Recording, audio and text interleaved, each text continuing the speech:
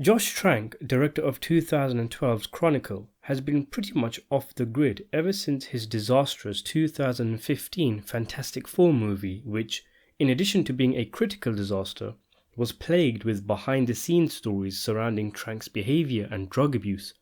He has a chance to come back with his new film though, a biopic of infamous Chicago mobster Al Capone, titled Fonzo, starring Tom Hardy in the role of Capone.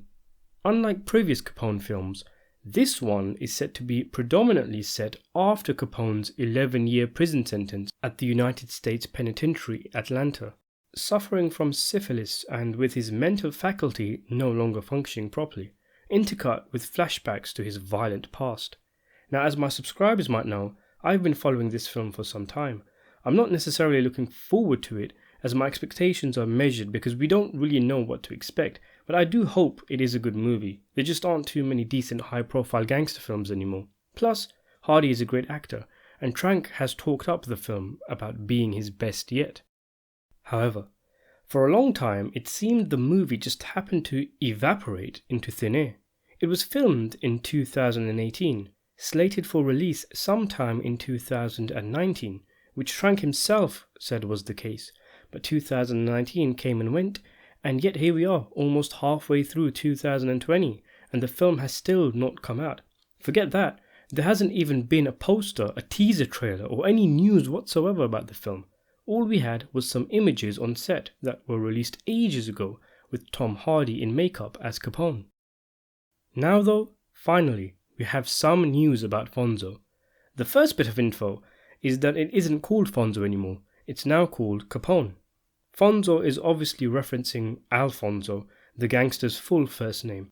But seeing as though most won't recognize that, as the name Al Capone is much more recognizable in pop culture, it seems a good idea for the filmmakers if they're wanting to give the movie a wider reach, even though the title is a lot more generic and means it shares the name with the 1975 Al Capone movie, and is obviously very similar to the 1959 Al Capone movie, simply called Al Capone.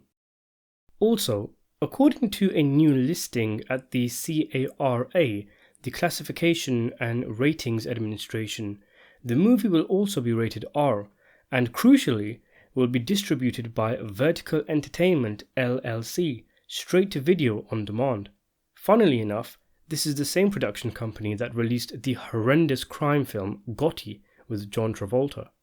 Of course, this is a major setback for Josh Trank, who must have obviously envisioned a very different release for what was surely supposed to be the film that put him back on the map, a Tom Hardy vehicle where he'd be pushing for his first Oscar. Trank would be going for a Best Picture Academy Award nomination for his film. That's what you'd think were the expectations, but ultimately, the film's going to be unceremoniously dumped straight to video. If this was always the plan, then it must have been the reason why there was no build-up or marketing for the movie. Of course, the big question is, why? We haven't been told the reason, but fans will obviously speculate. With us in the midst of this virus going around, quite a few high-profile films are being released on VOD, so maybe Capone is one of the many films to have its release cut. A far more simpler reason might be that the film is shit, and the production studio didn't think it was good enough to be released in cinemas, or couldn't sell the film to a high-profile distribution company. Maybe even, the film sat on the shelf for so long because the studio didn't know what to do with it, and then utilized the fact that, because of the virus, loads of films are going straight to VOD, so they snuck this one in there as well, cutting ties with it whilst they can. It's a bummer for fans who were waiting for it for so long, especially seeing as though it isn't the first time a high-profile gangster movie is denied a wide release in cinemas.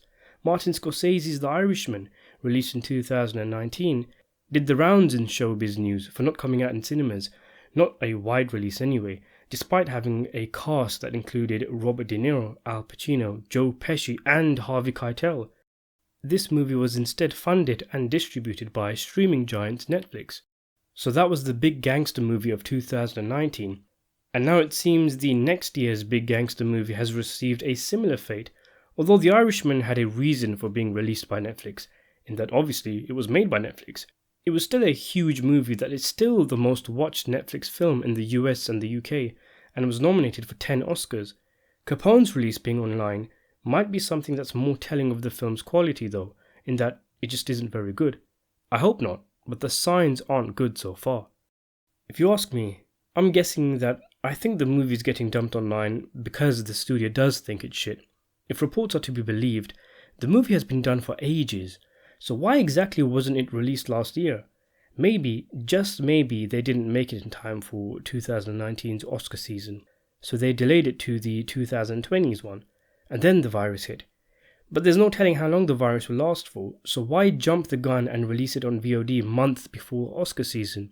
All the signs point to the movie being crap, and hence the reason why they're dumping it on VOD this early. If it was good, I would imagine they would have sold it to a more high-profile streaming platform than the guys who released Gotti. At the end of the day though, it isn't really that much of a big deal if the film gets released online, even if it is good.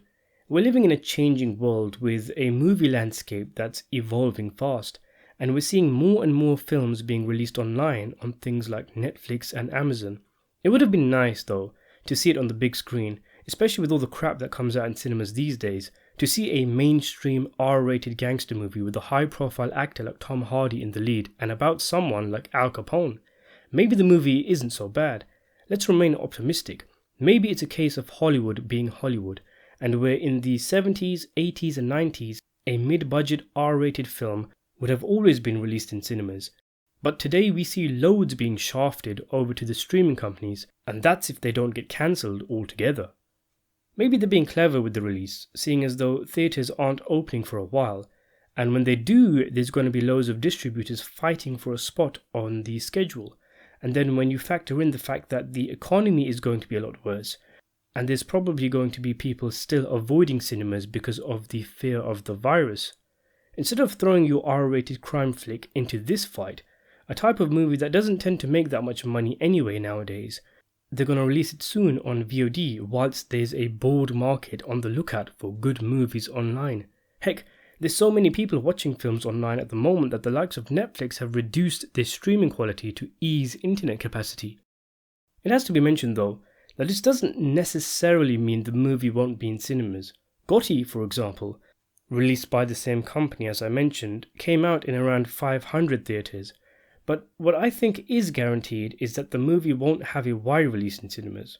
Hilariously though, Capone still doesn't have a release date. Thanks for watching.